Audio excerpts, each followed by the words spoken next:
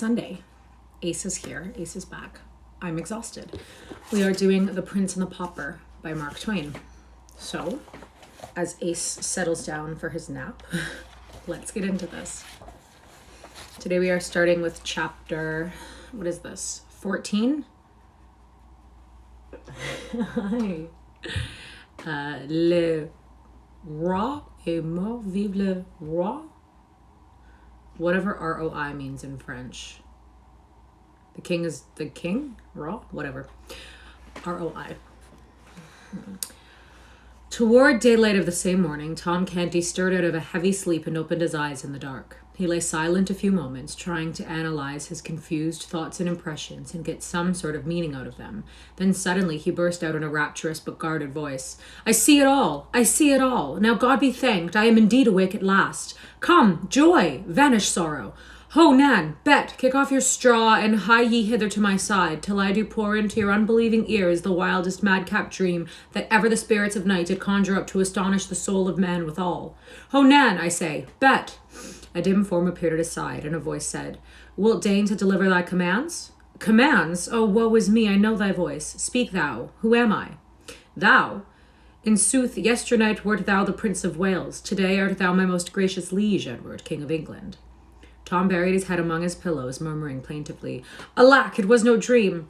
Go to thy rest, sweet sir. Leave me to my sorrows." Tom slept again, and after a time he had this pleasant dream. He thought it was summer, and he was playing all alone in the fair meadow called Goodman's Fields, when a dwarf only a foot high, with long red whiskers and a humped back, appeared to him suddenly and said, "Dig by that stump." He did so, and found 12 bright new pennies. Wonderful riches! Yet this was not the best of it, for the dwarf said, "I know thee, thou art a good lad, and a deserving. Thy distresses shall end, for the day of thy reward is come. Dig here every 7th day, and thou shalt find always the same treasure, 12 bright new pennies. Tell none, keep the secret." Then the dwarf vanished, and Tom flew to Offal Court with his prize, saying to himself, "Every night will I give my father a penny. He will think I begged it, it will glad his heart, and I shall no more be beaten. 1 penny every week the good priest that teacheth me shall have. Mother, Nan, and Bet the other 4. We be done with hunger and rags now, done with fears and frets and savage usage."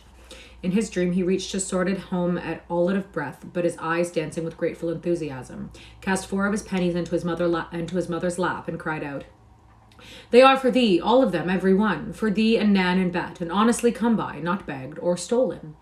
The happy and astonished mother strained him to her breast and said, "It waxeth late. May it please your majesty to rise?" Ah, that was not the answer he was expecting. The dream had snapped asunder. He was awake. He opened his eyes. The richly clad first lord of bedchamber was kneeling by his couch. The gladness of the lying dream faded away. The poor boy recognized that he was still captive and a king. The room was filled with courtiers clothed in purple mantles, the morning color, and with noble servants of the monarch. Tom sat up in bed and gazed out from the heavy silken curtains upon this fine company. The weighty business of dressing began, and one courtier after another knelt and paid his court and offered to the little king his condolences upon his heavy loss, whilst the dressing proceeded. This angle is not the best. It's slightly better. In the beginning, a shirt was taken up by the chief equerry in waiting, who passed it to the first lord of the Buckhounds, who passed it to the second gentleman of the bedchamber, who passed it to the head ranger of Windsor Forest, who passed it to the third groom of the stole, who passed it to the chancellor royal of the Duchy of Lancaster, who passed it to the master of the wardrobe, who passed it to Norrowy King at Arms, who passed it to the constable of the Tower, who passed it to the chief steward of the household, who passed it to the hereditary grand diaperer, who passed it to the Lord High Admiral of England, who passed it to the Archbishop of Canterbury, who passed it to the first lord of the bedchamber, who took what was left of it and put it on Tom. I don't even really remember what this was. A shirt passed by like 14 people. Poor little wondering chap, it reminded him of passing buckets at a fire. Hi. Each garment in its turn had to go through this slow and solemn process. Consequently, Tom grew very weary of the ceremony, so weary that he felt an almost gushing gratefulness when he at last saw his long silken hose begin the journey down the line, and knew that at the end of the matter was drawing near. But he exulted too soon. The first lord of the bedchamber received the hose and was about to encase Tom's legs in them when a sudden flush invaded his face, and he hurriedly hustled the things back into the hands of the Archbishop of Canterbury with an astounded look and whispered, "See, my lord," pointing to something connected to the hose.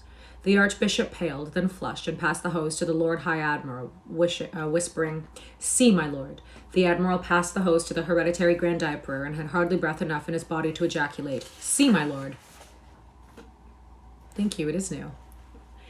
The hose drifted backward along the line to the chief steward of the household, the constable of the tower, Norrowy King at Arms, the master of the wardrobe, the Chancellor Royal of the Duchy of Lancaster, the third groom of the stole, the head ranger of Windsor Forest, the second gentleman of the bedchamber, the first lord of the Buckhounds, accompanied always with that amazed and frightened "See, see," till they finally reached the hands of the chief equerry-in-waiting, who gazed a moment with a pallid face upon what had caused all this dismay, then hoarsely whispered, "Body of my life, a tag gone from a truss-point, to the tower with the head keeper of the king's hose."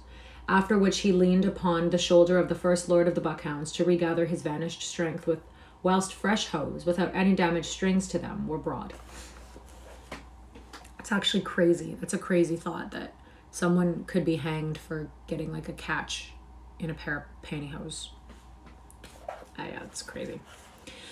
But all things must have an end, and so in time Tom Canty was in a condition to get out of bed. The proper official poured water, the proper official engineered the washing, the proper official stood by with a towel, and by Tom got safely through the purifying stage and was ready for the services of the hairdresser royal.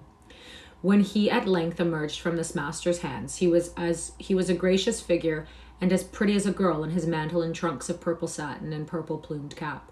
He now moved in state towards his breakfast room, through the midst of the courtly assemblage, and as he passed, these fell back, leaving his way free and dropping upon their knees.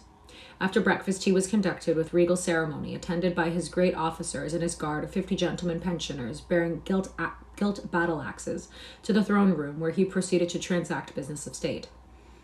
His uncle, Lord Hertford, took his stand by the throne to assist the royal mind with wise counsel. The body of illustrious men named by the late king as his executors appeared to ask Tom's approval of certain acts of theirs, rather of form, yet not wholly of form, since there was no protector as of yet. The Archbishop of Canterbury made report of the decree of the Council of Executors concerning the obsequies of his late most illustrious majesty, and finished by reading the signatures of the executors, to wit, the Archbishop of Canterbury, the Lord Chancellor of England, William Lord St. John, John Lord Russell, Edward Earl of Hertford, John Viscount Lisle, Cuthbert Bishop of Durham. Tom was not listening. An earlier clause of the document was puzzling him. At this point he turned and whispered to Lord Hertford, "What day did he say the burial hath been appointed for?" "The 16th of the coming month, my liege. 'Tis a strange folly. Will he keep?" Poor chap, he was still new to the customs of royalty. He was used to seeing the forlorn dead of Offal Court hustled out of the way with a very different sort of expedition. However, the Lord Hertford set his mind at rest with a word or two. A Secretary of State presented an order of the Council appointing the morrow at 11 for the reception of the foreign ambassadors, and desired the king's assent. Tom turned an inquiring look toward Hertford, who whispered, "Your Majesty will signify consent. They come to testify their royal master's sense of the heavy calamity which hath visited your grace and the realm of England." Tom did as he was bidden. Another secretary began to read a preamble concerning the expenses of the late king's household, which had amounted to £28,000 during the preceding 6 months, a sum so vast that it made Tom Canty gasp. He gasped again when the fact appeared that £20,000 of this money was still owing and unpaid, and once more when it appeared that the king's coffers were about empty, and his 1,200 servants were much embarrassed for lack of the wages due them. Tom spoke out with lively apprehension. "We be going to the dogs, 'tis plain. 'Tis meet and necessary that we take a smaller house and set the servants at large, sith they be of no value but to make delay, and trouble one with offices that harass the spirit and shame the soul, they misbecoming any but a doll, that hath nor brains nor hands to help itself withal. I remember me of a small house that standeth over against the fish market by Billingsgate." A sharp pressure upon Tom's arm stopped his foolish tongue and sent a blush to his face, but no countenance there betrayed any sign that the strange speech had been remarked or given concern. A secretary made report that forasmuch as the late king had provided in his will for conferring the ducal degree upon the Earl of Hertford and raising his brother, Sir Thomas Seymour, to the peerage, and likewise Hertford's son to an earldom, together with similar aggrandizements to other grand servants of the crown, the council had resolved to hold a sitting on the 16th of February for the delivering and confirming of these honours, and that meantime, the late king not having granted in writing a state suitable to the support of these dignities, the council, knowing his private wishes in that regard, had thought proper to grant to Seymour £500 lands, and to Hertford's son 800 padlands, and 300 pounds of the next bishop's lands which should fall vacant, his present majesty being willing.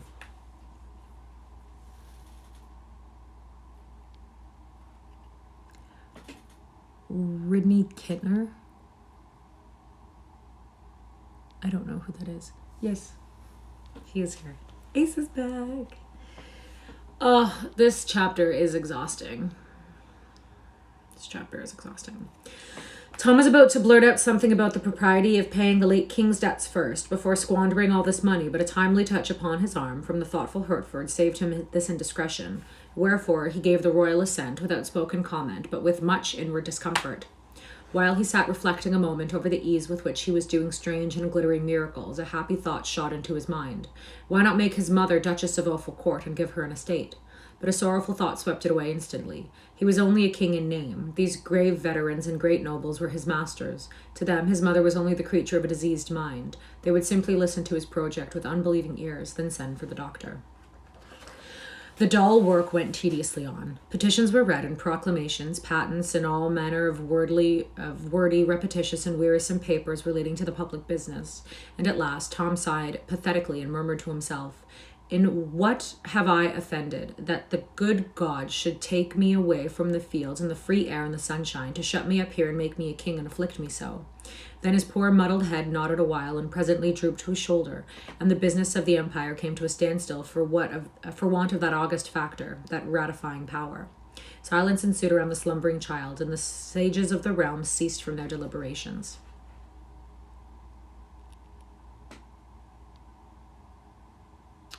Oh, I did see that. Death of a Unicorn. It was pretty good. It was all right. During the forenoon, Tom had an enjoyable hour, by permission of his keepers, Hertford and St. John, with the Lady Elizabeth and the little Lady Jane Grey, though the spirits of the princesses were rather subdued by the mighty stroke that had fallen upon the royal house. And at the end of the visit, his elder sister, afterwards the Bloody Mary of history, chilled him with a solemn interview which had but one merit in his eyes, its brevity. He had a few moments to himself, and then a slim lad of about 12 years of age was admitted to his presence, whose clothing, except his snowy ruff at the lace and the laces about his wrists, was of black, doublet, hose, and all. He bore no badge of mourning, but a knot of purple ribbon on his shoulder. He advanced hesitatingly, with head bowed and bare, and dropped upon one knee in front of Tom. Tom sat still and contemplated him soberly a moment. Then he said, "Rise, lad, who art thou? What wouldst have?"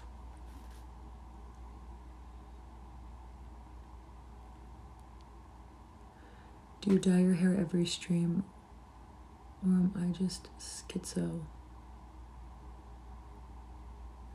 "No, I don't dye my hair every stream. I just got this done. It looked like this yesterday too, and it will look like this for a while." "Rise, lad, who art thou? What wouldst have?" The boy rose and stood at graceful ease, but with an aspect of concern in his face. He said, "Of a surety thou must remember me, my lord. I am thy whipping boy." "My whipping boy?" "The same, your grace. I am Humphrey Marlowe." Tom perceived that here was someone whom his keepers ought to have posted him about. The situation was delicate. What should he do? Pretend he knew this lad and then betray by his every utterance that he had never heard of him before? No, that would not do. An idea came to his relief. Accidents like this might be likely to happen with some frequency, now that business urgencies would often call Hertford and St. John from his side, they being members of the Council of Executors. Therefore, perhaps it would be well to strike out a plan himself to meet the requirements of such emergencies. Yes, that would be a wise course. He would practice on this boy and see what sort of success he might achieve. So he stroked his brow perplexedly a moment or two, and presently said, "Now I seem to remember thee somewhat, but my wit is clogged and dim with suffering." "Alack, my poor master!" ejaculated the whipping boy with feeling, adding to himself, "In truth, 'tis as they said, his mind is gone, alas, poor soul! But misfortune catch me, how I am forgetting. They said one must not seem to observe that aught is wrong with him." "'Tis strange how my memory doth wanton with me these days," said Tom, but mind it not. I mend apace. A little clue doth often serve to bring me back again the things and names which had escaped me. And not they only, forsooth, but e'en such as I never heard before, as this lad shall see. Give thy business speech." "'Tis matter of small weight, my liege, yet will I touch upon it, and it please your grace. 2 days gone by, when your majesty faltered thrice in your Greek, in the morning lessons. Dost remember it?" "Yes, methinks I do. It is not much of a lie, and I had meddled with the Greek at all. And I had meddled with the Greek at all. I had not faulted simply thrice, but 40 times. Yes, I do recall it now. Go on. The master, being wroth with what he termed such slovenly and doltish work, had promised that he would soundly whip me for it, and— Whip thee, said Tom, astonished out of his presence of mind. Why should he whip thee for faults of mine? Ah, your grace forgetteth again. He always scourgeth me when thou dost fail in thy lessons. True, I had forgot. Thou teachest me in private. Then if I fail, he argueth that thy office was lamely done, and— Oh, my liege, what words are these? I, the humblest of thy servants, presume to teach thee? Then where is thy blame? What riddle is this? Am I in truth gone mad, or is it thou? Explain, speak out. But good your majesty, there is not that need of simplifying. None may visit the sacred person of the Prince of Wales with blows. Wherefore, when he faulteth, 'tis I that take them, and meet it is and right. For that it is mine for that it is my office and my livelihood. Sorry, struggling right now. Tom stared at the tranquil boy, observing to himself, Lo, it is a wonderful thing, a most strange and curious trade. I marvel they had not hired a boy to take my combings and my dressings for me. Would heaven they would. And they will do this thing. I will take my lashings in mine own person, giving God thanks for the change. Then he said aloud, And hast thou been beaten, poor friend, according to the promise? Well, thank you. I'm glad you like my hair. No, good your majesty, my punishment was appointed for this day, and peradventure it may be annulled, as unbefitting the season of mourning that has come upon us. I know not, and so have made bold to come hither and remind your grace about your gracious promising to intercede in my behalf. With the master? To save thee thy whipping? Ah, thou dost remember. My memory mendeth, thou seest. Set thy mind at ease. Thy back shall go unscathed. I will see to it. Oh, thanks, my good lord, cried the boy, dropping upon his knee again. Mayhap I have ventured far enough now, and yet— Seeing Master Humphrey hesitate, Tom encouraged him to go on, saying he was in the granting mood. Then will I speak it out, for it lieth near my heart. Sith thou art no more Prince of Wales but king, thou canst order matters as thou wilt, with none to say thee nay. Wherefore it is not in reason that thou wilt longer vex thyself with dreary studies, but wilt burn thy books and turn thy mind to things less irksome. Then I am ruined, and mine orphan sisters with me. Ruined? Prithee, how? My back is my bread, O my gracious liege. If it go idle, I starve, and thou cease from study mine office is gone, thou wilt need no whipping boy. Do not turn me away. Tom was touched with this pathetic distress. He said, with a right royal burst of generosity, Discomfort thyself no longer, lad. Thine office shall be permanent in thee, and thine line forever. Then he struck the boy a light blow on the shoulder with the flat of his sword, exclaiming, Rise, Humphrey Marlowe, hereditary grand whipping boy to the royal house of England. Banish sorrow. I will betake me to my books again, and study so ill that they must in justice treble thy wage, so mightily shall the business of thine office be augmented. The grateful Humphrey responded fervidly, Thanks, O most noble master, this princely lavishness doth far surpass my most distempered dreams of fortune. Now I shall be happy all my days, and all the house of Marlowe after me. Tom had wit enough to perceive that here was a lad who could be useful to him. He encouraged Humphrey to talk, and he was nothing loath. He was delighted to believe that he was helping in Tom's cure, for always, as soon as he had finished calling back to Tom's diseased mind the various particulars of his experiences and adventures in the royal schoolroom and elsewhere about the palace, he noticed that Tom was then able to recall the circumstances quite clearly. At the end of the hour, Tom found himself well freighted with very valuable information concerning personages and matters pertaining to the court. So he resolved to draw instruction from this source daily, and to this end he would give order to admit Humphrey to the royal closet whenever he might come, provided the majesty of England was not engaged with other people. Humphrey had hardly been dismissed when my Lord Hertford arrived with more trouble for Tom. He said that the lords of the council, fearing that some overwrought report of the king's damaged health might have leaked out and got abroad, they deemed it wise and best that his majesty should begin to dine in public after a day or two. His wholesome complexion and vigorous step, assisted by a carefully guarded repose of manner and ease and grace of demeanor, would more surely quiet the general pulse, in case any evil rumors had gone about, than any other scheme that could be devised. Then the Earl proceeded very delicately to instruct Tom as to the observances proper to the stately occasion, under the rather thin disguise of reminding him concerning things already known to him. But to his vast gratification, it turned out that Tom needed very little help in this line. He had been making use of Humphrey in that direction, for Humphrey had mentioned that within a few days he was to begin to dine in public, having gathered it from the swift-winged gossip of the court. Tom kept these facts to himself, however. Thank you. Seeing the royal memory so improved, the Earl ventured to apply a few tests to it in an apparently casual way to find out how far its amendment had progressed. The results were happy, here and there in spots where Humphrey's tracks remained, and on the whole my lord was greatly pleased and encouraged. So encouraged was he, indeed, that he spoke up and said in a quite hopeful voice, "Now am I persuaded that if your majesty will but tax your memory yet a little further, it will resolve the puzzle of the Great Seal, a loss which was of moment yesterday, although of none today, since its term of service ended with our late lord's life. May it please your grace to make the trial?" Tom was at sea. A great seal was something which he was totally unacquainted with. After a moment's hesitation, he looked up innocently and asked, "What was it like, my lord?" The earl started, almost imperceptibly, muttering to himself, "Alack, his wits are flown again. It was ill wisdom to lead him on to strain them." Then he deftly turned the talk to other matters, with the purpose of sweeping the unlucky seal out of Tom's thoughts, a purpose which was easily succeeded. Chapter 15. Tom is King. The next day the foreign ambassadors came with their gorgeous trains, and Tom, throned in an awful state, received them. The splendors of the scene delighted his eye and fired his imagination at first, but the audience was long and dreary, and so were most of the addresses. Wherefore, what began as a pleasure grew into weariness and homesickness by and by. Tom said the words which Hertford put into his mouth from time to time, and tried hard to acquit himself satisfactorily, but he was too new to such things, and too ill at ease to accomplish more than a tolerable success. He looked sufficiently like a king, but he was ill able to feel like one. He was cordially glad when the ceremony was ended. The larger part of his day was wasted, as he termed it, in his own mind, in labours pertaining to his royal office. Even the 2 hours devoted to certain princely pastimes and recreations were rather a burden to him than otherwise. They were so fettered by restrictions and ceremonious observances.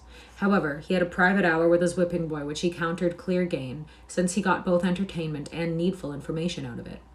The third day of Tom Canty's kingship came and went much as the others had done, but there was a lifting of his clouds in one way. He felt less uncomfortable than at first. He was getting a little used to his circumstances and surroundings.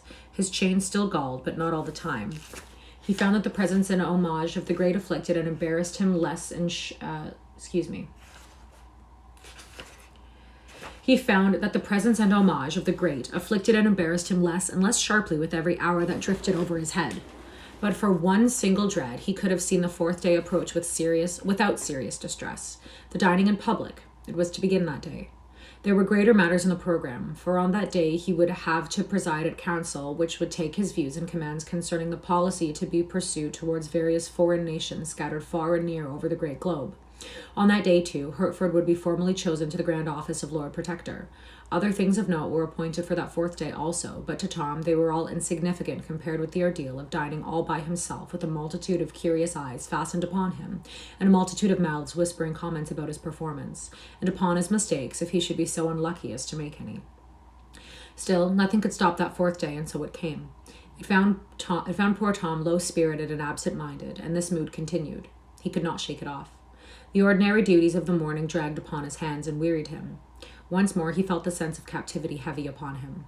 Late in the forenoon he was in a large audience chamber, conversing with the Earl of Hertford and dully awaiting the striking of the hour appointed for a visit of ceremony from the considerable number of great officials and courtiers. After a little while, Tom, who had wandered to a window and become interested in the life and movement of the great highway beyond the great palaces, and not idly interested, but longing with all his heart to take part in person in its stir and freedom, saw a hooting and shouting mob of disorderly men, women, and children of the lowest and poorest degree approaching from up the road. "I would I knew what 'tis about," he exclaimed, with all of a boy's curiosity in such happenings. "Thou art the king," solemnly replied the Earl with reverence. "Have I your grace's leave to act?" "Oh, blithely, yes! Oh, gladly, yes!" exclaimed Tom excitedly, adding to himself with a lively sense of satisfaction. "In truth, being a king is not all dreariness. It hath its compensations and conveniences." The Earl called a page and sent him to the captain of the guard with the order, "Let the mob be halted and inquiry made concerning the occasion of its movement, by the king's command." A few seconds later, a long rank of the royal guards, cased in flashing steel, filed out at the gates and formed across the highway in front of the multitude. A messenger returned to report that the crowd were following a man, a woman, and a young girl to execution for crimes committed against the peace and dignity of the realm. Death, and a violent death, for these poor unfortunate souls. The thought wrung Tom's heartstrings. The spirit of compassion took control of him, to the exclusion of all other considerations. He never thought of the offended laws, or of the grief or loss which these 3 criminals had inflicted upon their victims. He could think of nothing but the scaffold and the grisly fate hanging over the heads of the condemned. His concern made him even forget, for the moment, that he was but the false shadow of a king, not the substance, and before he knew it he had blurted out the command, "Bring them here." Then he blushed scarlet, and a sort of apology sprung to his lips, but observing that his order had wrought no sort of surprise in the earl or the waiting page, he suppressed the words he was about to utter. The page, in the most matter-of-course way, made a profound obeisance and retired back out of the room to deliver the command. Tom experienced a glow of pride and a renewed sense of the compensating advantages of the kingly office. He said to himself, "Truly it is like what I was used to feel when I read the old priest's tales, and did imagine mine own self a prince, giving law and command to all, saying do this and do that, whilst none durst offer let or hindrance to my will." I'm turning red. Oh, I don't know what that means. Now the doors swung open. One high-sounding title after another was announced. The personages owning them followed, and the place was quickly half filled with noble folk and finery. But Tom was hardly conscious of the presence of these people, so wrought up was he, and so intensely absorbed in that other and more interesting matter.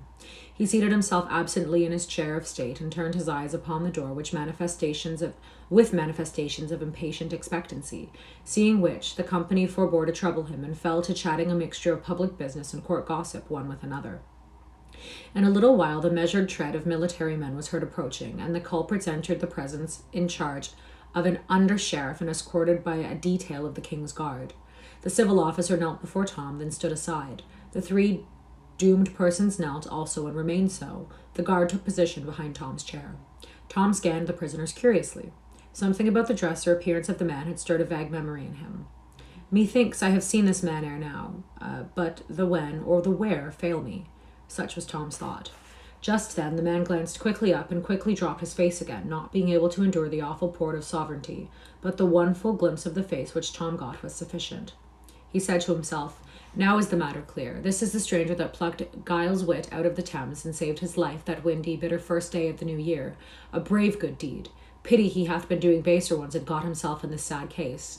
I have not forgot the day, neither the hour, by reason that an hour after, upon the stroke of 11, I did get a hiding by the hand of Gammer Canty, which was of so goodly and admired severity, that all that went before or followed after it were but fondlings and caresses by comparison." Tom now ordered that the woman and the girl be removed from the presence for a little time, then addressed himself to the under-sheriff, saying, "Good sir, what is this man's offence?" The officer knelt and answered, "So please your majesty, he hath taken the life of a subject by poison." Are my nails blue or black? They're like a deep purpley color. They're also very not good. They're very not good. They are broken up. Not there. "So please your majesty, he hath taken the life of a subject by poison." Tom's compassion for the prisoner and admiration of him as the daring rescuer of a drowning boy experienced a most damaging shock. "The thing was proven upon him?" he asked. "Most clearly, sire." Tom sighed and said, "Take him away. He hath earned his death. 'Tis a pity, for he was a brave man at heart. Nay, I mean, he hath the look of it." The prisoner clasped his hands together with sudden energy and wrung them despairingly, at the same time appealing imploringly to the king in a broken and terrified phrase.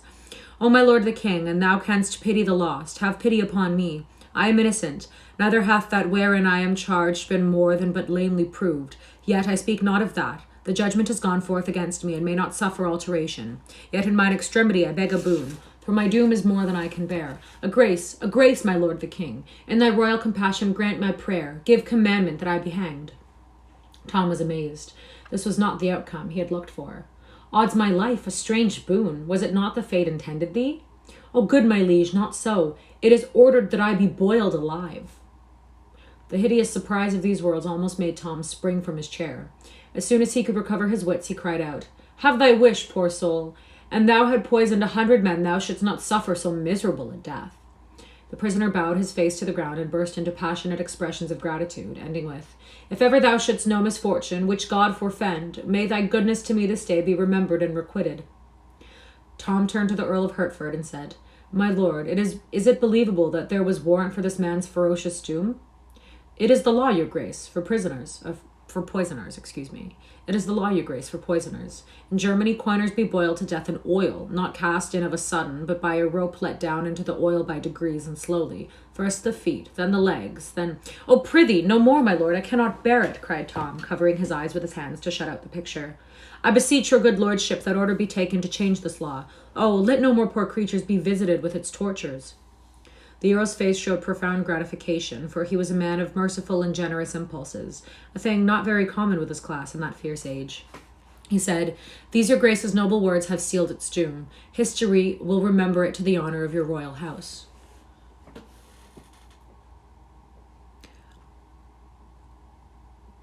I'm not doing a fucking backflip. Stop asking me to do a fucking backflip. That's so weird. The undersheriff was about to remove his prisoner. Tom gave him a sign to wait. Then he said, "Good sir, I would look into this matter further. The man has said his deed was but lamely proved. Tell me what thou knowest." "If the king's grace please, it did appear upon the trial that this man entered into a house in the hamlet of Islington where one lay sick. 3 witnesses say it was at 10 of the clock in the morning, and 2 say it was some minutes later, the sick man being alone at the time and sleeping, and presently the man came forth again and went his way. The sick man died within the hour, being torn with spasms and retchings." "Did any see the poison given? Was poison found?" "Marry, no, my liege." "Then how doth one know there was poison given at all?" "Please your majesty, the doctors testified that none die with such symptoms but by poison." Weighty evidence this, in that simple age. Tom recognized its formidable nature, but said, "The doctor knoweth his trade. Belike they were right. The matter hath an ill look for this poor man." "Yet was not this all, your majesty. There is more and worse. Many testified that a witch, since gone from the village, none know whither, did foretell and speak it privately in their ears, that the sick man would die by poison, and more, that a stranger would give it, a stranger with brown hair and clothed in a worn and common garb. And surely this prisoner doth answer woundily to the bill. Please your majesty to give the circumstance that solemn weight which it is due, seeing as it was foretold." This was an argument of tremendous force in a superstitious day. Tom felt that the thing was settled. If evidence was worth anything, this poor fellow's guilt was proved. Still he offered the prisoner a chance, saying, "If thou canst say aught in thy behalf, speak." "Not that will avail, my king. I am innocent, yet cannot I make it appear. I have no friends, else might I show that I was not in Islington that day. So also might I show that at that hour So at that hour they name, I was above a league away, seeing I was at Wapping Old Stairs. Yea more, my king, for I could show that whilst they say I was taking life, I was saving it. A drowning boy. Peace! Sheriff, name the day the deed was done." "At 10 in the morning, or some minutes later, the first day of the new year, most illustrious." "Let the prisoner go free. It is the king's will." Another blush followed this unregal outburst, and he covered his indecorum as well as he could by adding, "It enrageth me that a man should be hanged upon such idle, harebrained evidence." A low buzz of admiration swept through the assemblage. It was not admiration of the decree that had been delivered by Tom, for the propriety or expediency of pardoning a convicted prisoner was the thing which few there would have felt justified in either admitting or admiring. No, the admiration was for the intelligence and spirit which Tom had displayed. Some of the low-voiced remarks were to this effect: "This is no mad king. He hath his wits sound." How sanely he put his questions. How like his former natural self was this abrupt, imperious disposal of the matter. "God be thanked, his infirmary is spent. This is no weakling, but a king. He hath borne himself like to his own father." The air being filled with applause, Tom's ear necessarily caught a little of it. The effect which this had upon him was to put him greatly at ease, and also to charge his system with very gratifying sensations. However, his juvenile curiosity soon rose superior to these pleasant thoughts and feelings. He was eager to know what sort of deadly mischief the woman and the little girl could have been about. So, by his command, the 2 terrified and sobbing creatures were brought before him.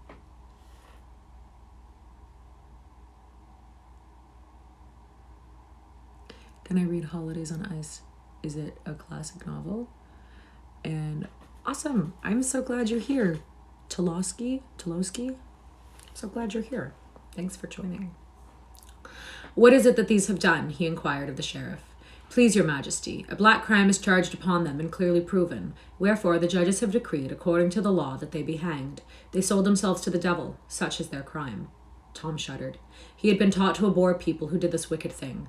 Still, he was not going to deny himself the pleasure of feeding his curiosity for all that, so he asked, "Where was this done, and when?" "On a midnight in December in a ruined church, your majesty." Tom shuddered again. "Who was there present?" "Only these two, your grace, and that other." "Have these confessed?" "Nay, not so, sire. They do deny it." "Then, prithee, how was it known?" "Certain witness did see them wending thither, good your majesty. This bred the suspicion, and dire effects have since confirmed and justified it. In particular, it is in evidence that they thought that through the wicked power they so obtained, they did invoke and bring about a storm that wasted all the region round it. Above 40 witnesses have proved the storm, and sooth one might have had 1,000, for all had reason to remember it, sith all had suffered by it." Oh, we skipped a page here. "Certes, this is a serious matter." Tom turned this dark piece of scoundrelism over in his mind a while, then asked, "Suffered the woman also by the storm?" Several old heads among the assemblage nodded their recognition of the wisdom in this question. The sheriff, however, saw nothing consequential in the inquiry. Wow, we are getting to the end because I am mixing up all my words. Several old heads among the assemblage nodded their recognition of the wisdom of this question. The sheriff, however, saw nothing consequential in the inquiry. He answered with simple directness, "Indeed did she, your majesty, and most righteously, as all ever. Her habitation was swept away, and herself and child left shelterless. Methinks the power to do herself so ill a turn was dearly bought. She has been cheated. She had been cheated, had she paid but a farthing for it, that she paid her soul and her child's, argueth that she is mad. If she is mad, she knoweth not what she doth, therefore sinneth not." I was not one of those kids. I actually didn't enjoy it. I used to do that thing, where you count how many people are in front of you, and then you find your paragraph, and then you rehearse the paragraph over a whole bunch in your mind before you read it aloud because you didn't want to mess up. That's what I did when I had to read in front of the class. The elderly heads nodded recognition of Tom's wisdom once more, and the individual murmured, "And the king be mad himself, according to report, then it is a madness of a sort that would improve the sanity of some I wot of, if by the gentle providence of God they could but catch it." "What age hath the child?" asked Tom. 9 years, please your majesty." "By the law of England may a child enter into covenant and sell itself, my lord?" asked Tom, turning to a learned judge. "The law doth not permit a child to make or meddle in any weighty matter, good my liege, holding that its callow wit unfitteth it to cope with the riper wit and evil schemings of them that are its elders. The devil may buy a child, if he so choose, and the child agree thereto, but not an Englishman. In this latter case the contract would be null and void. It seemeth a rude unchristian thing, and ill contrived, that English law denieth privileges to Englishmen to waste them on the devil," cried Tom with honest heat. This novel view of the matter excited many smiles and was stored away in many heads to be repeated about the court as evidence of Tom's originality as well as progress toward mental health. The elder culprit had ceased from sobbing and was hanging upon Tom's words with an excited interest and a growing hope. Tom noticed this, and it strongly inclined his sympathies towards her in her perilous and unfriended situation. Presently he asked, "How wrought they to bring the storm?" "By pulling off their stockings, sire." This astonished Tom, and also fired his curiosity to fever heat. He said eagerly, "It is wonderful. Hath it always this dread effect?" "Always, my liege, at least if the woman desire it, and utter the needful words, either in her mind or with her tongue." Tom turned to the woman and said with impetuous zeal, "Exert thy power. I would see a storm." There was a sudden paling of cheeks in the superstitious assemblage, and a general, though unexpressed, desire to get out of the place, all of which was lost upon Tom, who was dead to everything but the proposed cataclysm. Seeing a puzzled and astonished look in the woman's face, he added excitedly, "Never fear, thou shalt be blameless. More, thou shalt go free. None shall touch thee. Exert thy power." "O my lord the king, I have it not. I have been falsely accused." "Thy fears stay thee. Be of good heart, thou shalt suffer no harm. Make a store, it mattereth not how small a one. I require naught great or harmful, but indeed prefer the opposite. Do this, and thy life is spared. Thou shalt go out free with thy child, bearing the king's pardon, and safe from hurt or malice from any in the realm." The woman prostrated herself and protested with tears that she had no power to do the miracle, else she would gladly win her child's life alone, and be content to lose her own. If by obedience to the king's command so precious a grace might be acquired. Tom urged. The woman still adhered to her declarations. Finally, he said, "I think the woman hath said true. and my mother were in her place and gifted with the devil's functions, she had not stayed a moment to call her storms and lay the whole land in ruins, if the saving of my forfeit life were the price she got. It is argument that other mothers are made in like mould. Thou art free, good wife, thou and thy child, for I do think thee innocent. Now thou'st not to fear being pardoned. Pull off thy stockings, and thou canst make me a storm, thou shalt be rich. The redeemed creature was loud in her gratitude and proceeded to obey, whilst Tom looked on with eager expectancy, a little marred by apprehension, the courtiers at the same time manifesting decided discomfort and uneasiness. The woman stripped her own feet and her little girl's also, and plainly did her best to reward the king's generosity with an earthquake, but it was all a failure and a disappointment. Tom sighed and said, There, good soul, trouble thyself no further. Thy power is departed out of thee. Go thy way in peace, and if it return to thee at any time, forget me not, but fetch me a storm. Do I also narrate for audiobooks? If not, you should. Thank you. I would love to do that. I don't, but I would love to. That's probably the ultimate goal. Anyways, this is where we're going to stop today. I will upload this on YouTube. My YouTube channel, I think it's linked in my bio here. It's called K.A. Reads Classics. It's all one word, no space. I've got the beginning part of this book because we're about halfway through it now. I've got 4 previous parts. This is part 5. They're all up on YouTube. A bunch of other books are up on YouTube as well, all in just different parts. And that's all for today. So have a fantastic day. Can I be persuaded to do one more chapter? You know what? It's 2 pages. I'll do it. Chapter 16? The state dinner. The dinner hour drew near, yet strangely enough, the thought brought but slight discomfort to Tom and hardly any terror. The morning's experiences had wonderfully built up his confidence. The poor little ash cat was already more wonted to a strange garret after 4 days' habit than a mature person could have become in a full month. A child's facility in accommodating itself to circumstances was never more strikingly illustrated. Let us privileged ones hurry to the great banqueting room and have a glance at matters there whilst Tom is being made ready for the imposing occasion. It is a spacious apartment with gilded pillars and pilasters and pictured walls and ceilings. At the door stand tall guards, as rigid as statues, dressed in rich and picturesque costumes and bearing halberds. In a high gallery which runs all around the place is a band of musicians and a packed company of citizens of both sexes in brilliant attire. In the center of the room, upon a raised platform, is Tom's table. Now let the ancient chronicler speak. A gentleman enters the room bearing a rod, and along with him another bearing a tablecloth, which, after they have both kneeled 3 times with the utmost veneration, he spreads upon the table, and after kneeling again they both retire. Then come 2 others, one with the rod again, the other with a salt cellar, a plate, and bread. Then, when they have kneeled as the others had done, and placed what was brought upon the table, they too retire with the same ceremonies performed by the first. At last come 2 nobles, richly clothed, one bearing a tasting knife, who, after prostrating themselves 3 times in the most graceful manner, approach and rub the table with bread and salt, with as much awe as if the king had been present.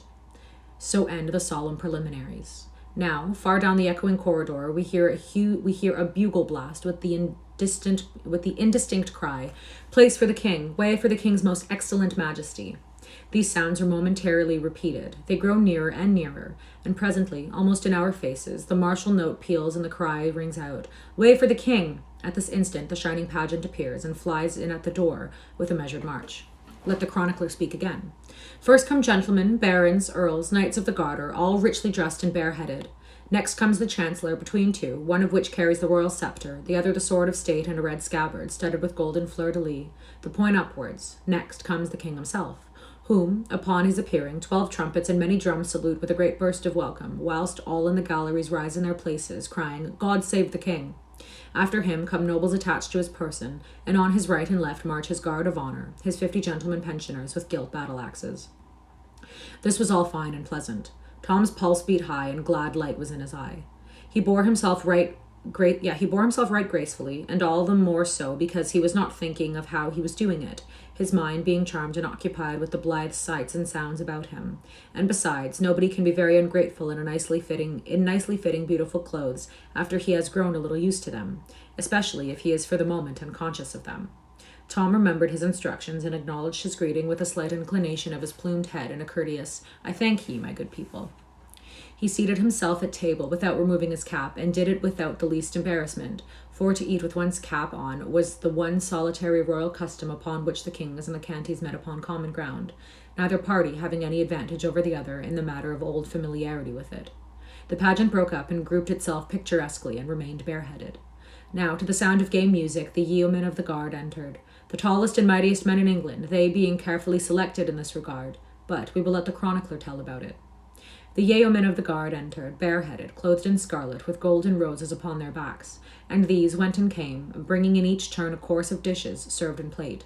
These dishes were received by a gentleman in the same order they were brought, and placed upon the table, whilst the taster gave to each guard a mouthful to eat of the particular dish he had brought, for fear of any poison.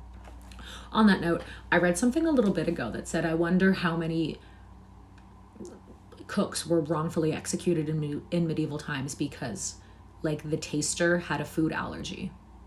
And I think about that often because it's so true. It's so true. What if he made like an almond encrusted chicken and the taster was allergic to almond? Cook wasn't poisoning the king. He killed the taster. Yo, Muffin Man, hello. Just out of curiosity, how often do you stream? I try to do it Monday through Friday. I do it 12 p.m.